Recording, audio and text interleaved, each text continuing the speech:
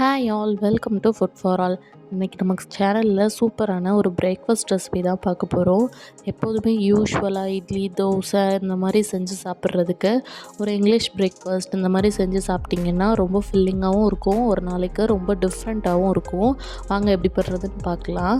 First அதுக்கு ஒரு வெங்காயம் ஒரு தக்காளியை நல்லா பொடிசாக கட் பண்ணி எடுத்து வச்சுக்கலாம். இந்த டோஸ்ட் பண்ணுறதுக்கு நான் இன்றைக்கி அவக்காடோ யூஸ் பண்ணுறேன்.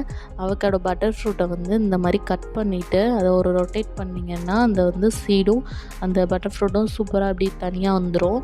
இப்போ அதில் லைட்டாக பிளாக்காக இருந்துச்சுன்னா அதை மட்டும் லைட்டாக ஸ்க்ரேப் பண்ணி எடுத்துக்கோங்க. அது கசக்கிற மாதிரி இருக்கும். அப்புறம் நார்மலாக நீங்கள் ஸ்பூனை வச்சு அப்படி ஸ்கூப் பண்ணி எடுத்திங்கனாலே அது அப்படி பட்டர் மாதிரி வந்துடும். அதை பண்ணுறதுக்கே ஒரு சாட்டிஸ்ஃபைங்காக இருக்கும். இந்த மாதிரி ஸ்கூப் பண்ணி எடுத்துகிட்டு நம்ம இதை நல்லா மேஷ் பண்ணி வச்சுக்கலாம்.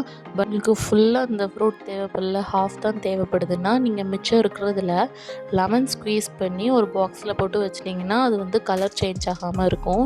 இந்த மாதிரி நல்லா ஸ்மாஷ் பண்ணதுக்கப்புறமா நம்ம ஆல்ரெடி கட் பண்ணி வச்சுருக்க வெங்காயத்தையும் தக்காளியும் இது கூட ஆட் பண்ணிக்கலாம். இது கூட நீங்கள் கேரட் கேப்சிகம் இதெல்லாம் கூட ஆட் பண்ணிக்கலாம், ஆப்ஷனல் தான். நான் இன்றைக்கி வெங்காயம் தக்காளி மட்டும் ஆட் பண்ணியிருக்கேன். இது கூடவே ஒரு லெமனை நல்லா ஸ்க்வீஸ் பண்ணிக்கலாம். இது டேஸ்ட்டும் டேங்கியாக இருக்கும். அது இல்லாமல் நம்ம அந்த அவக்காடோ கலர் மாறாமல் இருக்கும். இது கூட ஒரு ஸ்பூன் பெப்பர் பவுடர், அப்புறம் தேவையான அளவு சால்ட் யூஸ் பண்ணிக்கலாம். நீங்கள் இது கூட ஆரிகானோ, சில்லி ஃப்ளேக்ஸ், அதுக்கப்புறமா கொரியாண்டர் லீவ்ஸ் எல்லாமே யூஸ் பண்ணிங்கன்னா டேஸ்ட் இன்னுமே சூப்பராக இருக்கும். நான் வெங்காயம் தக்காளி அப்புறம் பெப்பர் பவுடர் சால்ட் மட்டும் யூஸ் பண்ணியிருக்கேன். இப்போ இந்தளவுக்கு ஸ்மாஷ் பண்ணி சைடில் வச்சுட்டு இப்போ நம்ம பட்டர் போட்டு ப்ரெட்டை நல்லா கிறிஸ்பியாக டோஸ்ட் பண்ணி எடுத்துக்கலாம். நீங்கள் டோஸ்டரில் சாண்ட்விச் மேக்கர் இருக்குன்னா அதில் வச்சு கூட நீங்கள் டோஸ்ட் பண்ணிக்கலாம். நல்லா பட்டர் அப்ளை பண்ணிவிட்டு ரெண்டு சைடும் நல்லா கிறிஸ்பியாக ஆகிற அளவுக்கு ப்ரெட்டை நல்லாவே டோஸ்ட் பண்ணிக்கலாம். நல்லா கிறிஸ்பியாக பண்ணும்போது அந்த ஸ்ப்ரெட்டுக்குள்ளே வச்சு சாப்பிடும்போது டேஸ்ட்டாக இருக்கும்.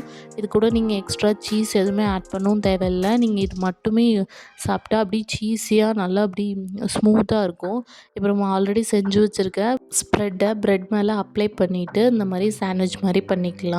இல்லாட்டி நீங்கள் சிங்கிள் ப்ரெட்டில் அப்ளை பண்ணி அப்படியே கூட சாப்பிட்லாம்.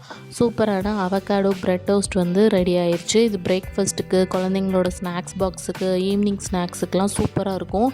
கண்டிப்பாக ஒரு வாட்டி ட்ரை பண்ணி பாருங்கள். எப்படி இருக்குன்னு கமெண்ட்ஸில் சொல்லுங்கள். இந்த மாதிரி சிம்பிளான வீடியோஸ்க்கு நம்ம சேனலை மறக்காமல் சப்ஸ்கிரைப் பண்ணிக்கோங்க. உங்களை இன்னொரு வீடியோவில் பார்க்குறேன். அது வரைக்கும் பாய்.